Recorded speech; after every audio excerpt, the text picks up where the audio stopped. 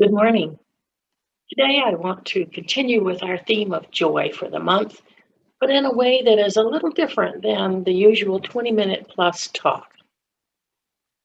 I feel I should start by admitting that I feel extremely unqualified to talk to you about joy. I know in my head what joy is supposed to be. I can give you definitions of what joy is and what happiness is, but from my heart, I'm not so sure I can express what true joy feels like, what it means to choose joy over all other feelings as both an outward expression and an inner mood of love, compassion, gratitude. I think this is because I simply do not always make the choice to be joyful, to see and experience the joy of living. And sad to say, isn't this just the most arrogant, self centered, and ungrateful state of being to be in? Admitting this makes me feel ashamed and stupid, really, especially when I know that I have so many privileges, blessings, and abundance of every kind, and access to so much more. So, how to talk about joy without being a hypocrite? How to affirm that joy exists all around us, simply waits for us, for me, to open up to it. I look around and at a quiet, gorgeous morning, birds merrily chirping, flowers blooming in their glory, squirrels chasing each other around the yard.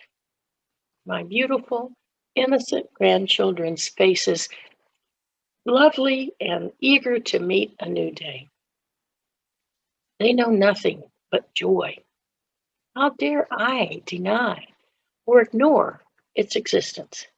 How can I reject joy, refuse happiness, and choose instead to wallow in self pity, sadness, and depression?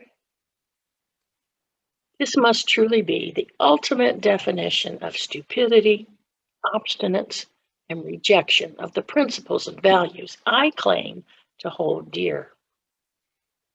Thousands, maybe even millions of people choose to find joy every day, even living in the midst of war and chaos.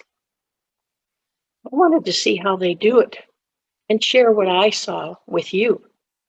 So I decided that instead of talking about it, I would illustrate what it means to choose joy, even in the face of tragedy, poverty, and loss.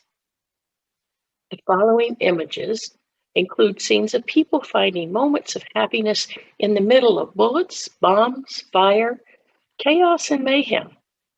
There are also depictions of how some people were able to withstand the emotional and mental isolation and misery many of us experienced during the pandemic. I look at these pictures and see ordinary human beings choosing to embrace extraordinary moments of happiness, even when it would be so much easier to give up.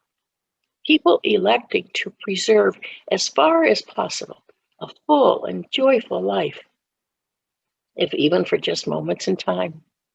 And then holding on to those joys in the sad and sorrowful and scary times that often follow. They choose to live in the present. The past is too devastating, the future too uncertain. And for a little while at least, they can ignore or forget their sorrow and fear. How can I do so much less?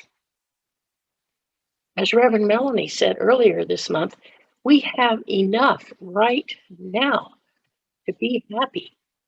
And that's what the people in these pictures and stories show us. They remind us of how fortunate we are. They are vivid models of gratitude, compassion, and hope in real life.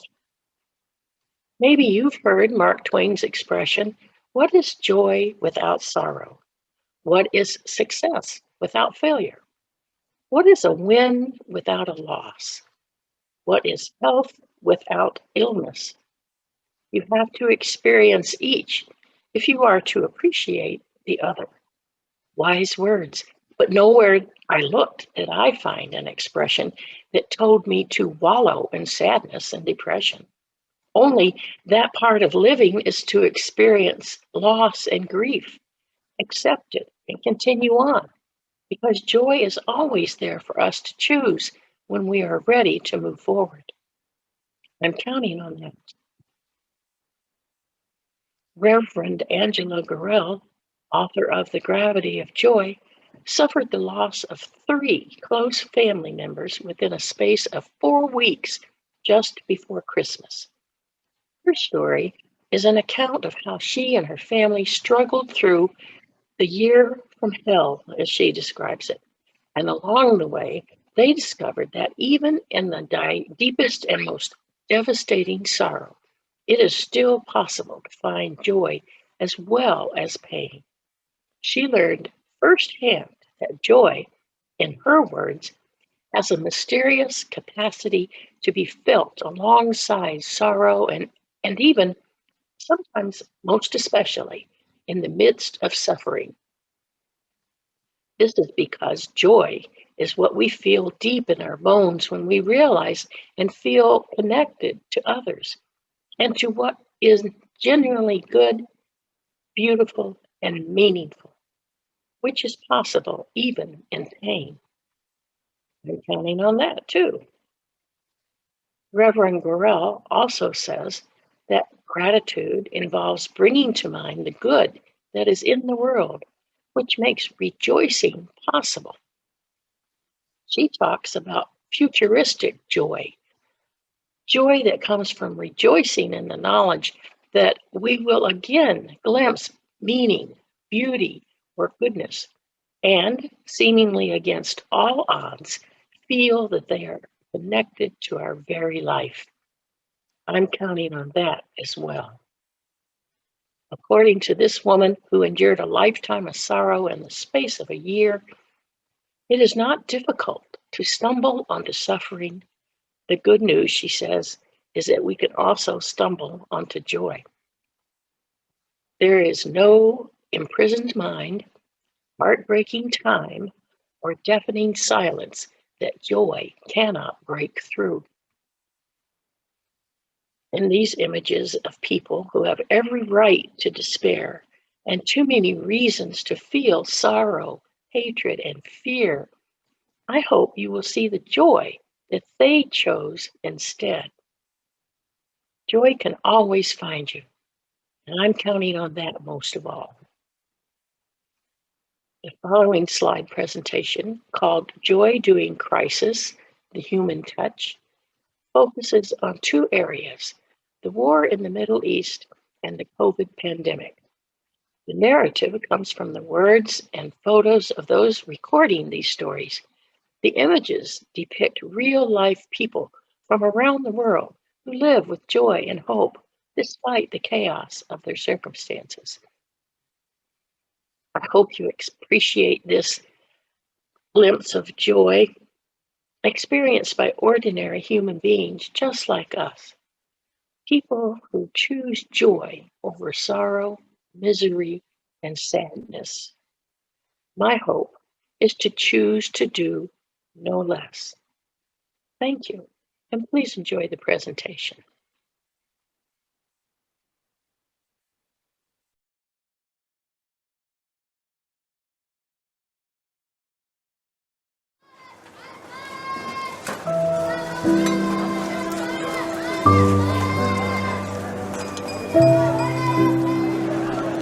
When we were in Baghdad in 2014, after the fall of Mosul, fall of Fallujah to ISIS, we were there to interview politicians and various leaders, human rights activists, but we had a lot of time in between.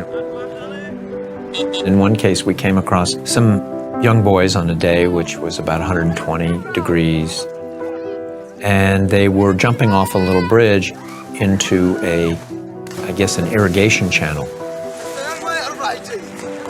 And, it was heartening to see life going on.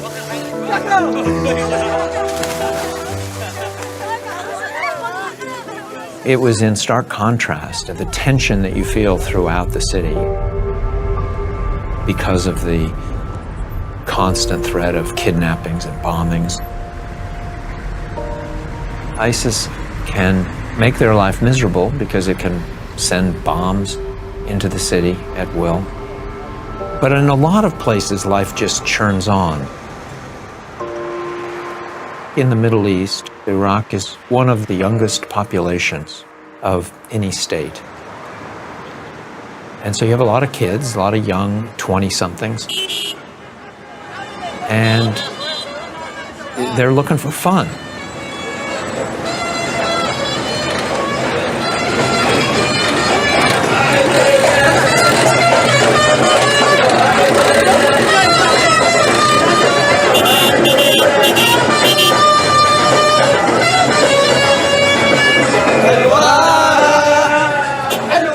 I see this all over the world. You go to places where people are besieged, but yet when they can, they express their sense of humor.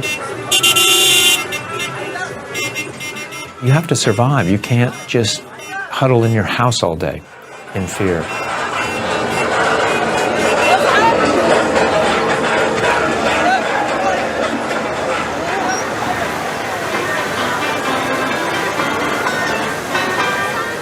This is an ice cream parlor in the Karada district of Baghdad. It had been bombed months back, or maybe it was as much as a year back. And I had umpteen conversations with people in Baghdad about the bombs, and they say, hey, don't worry about the bombs, because they just are. They're just a fact of life. Your only hope is that if a bomb goes off, it's far enough away or it's close enough that you're gone quickly.